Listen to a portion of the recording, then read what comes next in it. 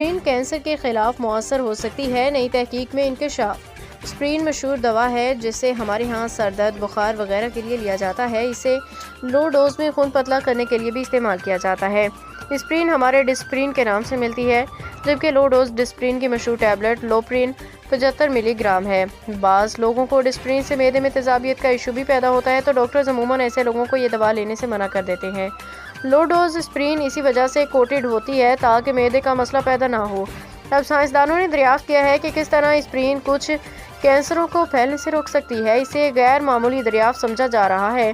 نئی تحقیق میں جو شواہد سامنے آئے ہیں، اس کے مطابق اسپرین ڈسپرین کینسر کے مہلک خلیوں کے پکڑنے میں مدد کے لیے مدافعتی نظام کو بڑھانے میں معاون ہے۔ نئی تحقیق کے دوران محققین نے چوہوں میں 810 جینز کی جانچ کی ہے اور 15 ایسے پائے ہیں جو کینسر کے پھیلاؤ کو متاثر کرتے ہیں، جبکہ تجربات سے پتہ چلا کہ اسپرین یعنی ڈسپرین اس کچھ کو روکنے کے معاون ہے۔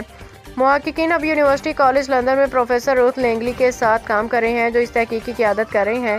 آیا اسپرین ابتدائی مرحلے کے کینسر کو واپس آنے سے روک سکتی ہے یا اس میں تاخیر کر سکتی ہے؟ ڈاکٹروں کا کہنا ہے کہ ابھی اس حوالے سے کلینکل ٹرائلز مزید ہونے ہیں، تو اپنے طور پر ڈسپرین لینا شروع نہ کر دیں، اس سے پہلے ڈاکٹروں سے مشورہ کر لیں۔ لوگوں کے ایک چھوٹے سے تناسب میں اسپرین سنگین ضمنی اثرات کا سبب بن سکتی ہے۔ یہ دریافت بہرحال اس لیے اہم ہے۔ اسپرین بہت سستی دوائی ہے اور اس سے کینسر کے علاج میں مدد مل سکتی ہے، تو یہ عام مریض کے لیے خریدنا آسان رہے گا۔